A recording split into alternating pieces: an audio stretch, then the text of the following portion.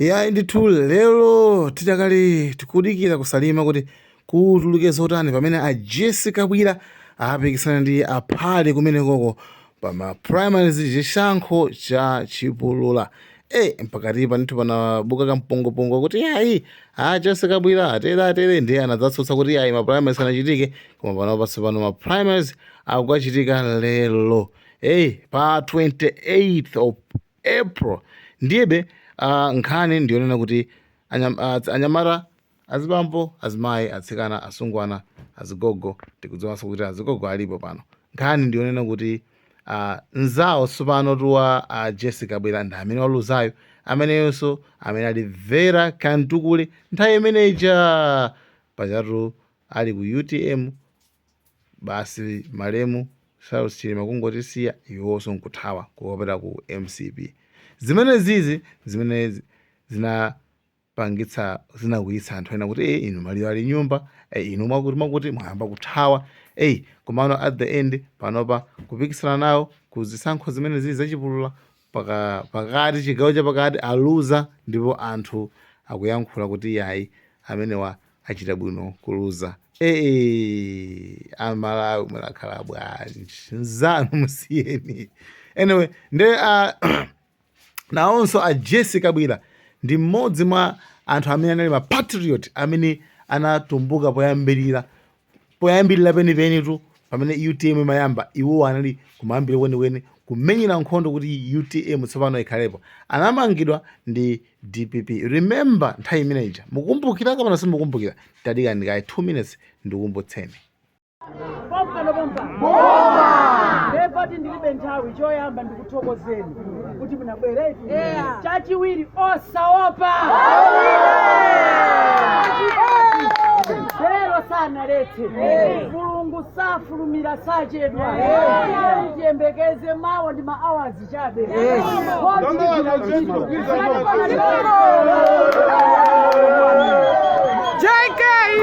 JK one mash. Nde amene wandithu ndi a Jessica Bwira nthawi imeneyo ndithu akukoma ndi zokhoma ndithu kuli nthawi imene kuli achina kadeti kuli anyamata a DPP ovuta akuchita kwanena kuti tikupita tammanga Jessica Bwira, tikupita tikamunyapule kumenekoko. Anyway, anadadi ifeyo tukamuona ifeyo tukamuona anachepa amene ogwira ntchito pamayi pano tikatoka kwa anachepa tikangochoka panopa ulendo kamunyapula kabwira ndachitenga chikwapu tukamunyapula kabwira wagena kwambiri. Chikwapu cha ine ichi ndiko chikwapu leje kabwira wagena kwambiri amene uchayo. Ifeyo sitopatu. Ife timaopa ngati? Ife tisitopa. Ana tetamo. Ife ndana onyasa kwambiri. Ana atetamo tekeseka ngati? Data ngatekeseke. Ife tikangotoka kunoka kuseka. Data ngatekeseka ife ya mademo. Ndukampeza kabwira yo? Adadi ndikatundu aseyo.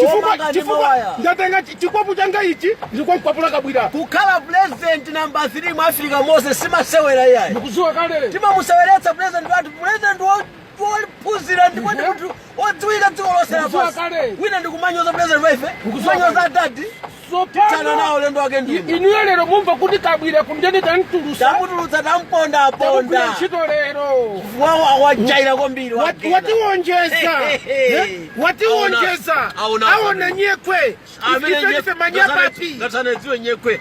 Ayiona pano lero. Ndichisirusha akamva saso. Amene ndigalu kwambiri. Wopusisa kwambiri amene. Galu amene uja kwambiri. Ife atiziyo kuti fana dati. Galu amene ifana ulimba mtima. Educated savage.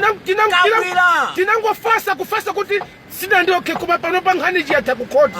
Mulandu nje tinawira. Tinapambana mwene. Tena kugwira ntchito pano. Akaulatu. Sozochita bana. Tia pale ndile zara yato kwazi kubuyo. Watsala ndi mtambo. Awodziwaso. Atiziwa lero. Sakulidziwa ya.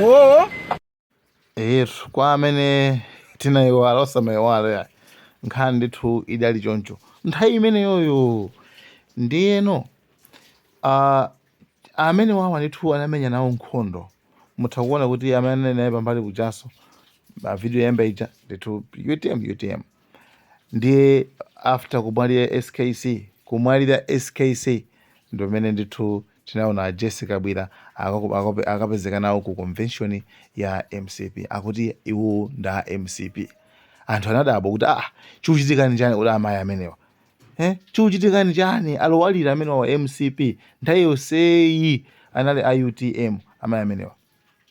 Ndi anyway ife kwathu ndikungodikira kuti kumene kuku kutuluke zotani, koma anzawo amene anachoka nawonso ku chipani chimodzi amvera kantukule agwanayo. Nanga iwowa kodi apambana awaposa awapambana aphale kapena kumene kunso kusalima agwanayo. Nde ife tilipo mpano ndithu kukupatsirani news nkhani zimene zingachitika kwa Jesse Kabwera. Guys, ife Malawi and Cameras takunyadilani Malawi.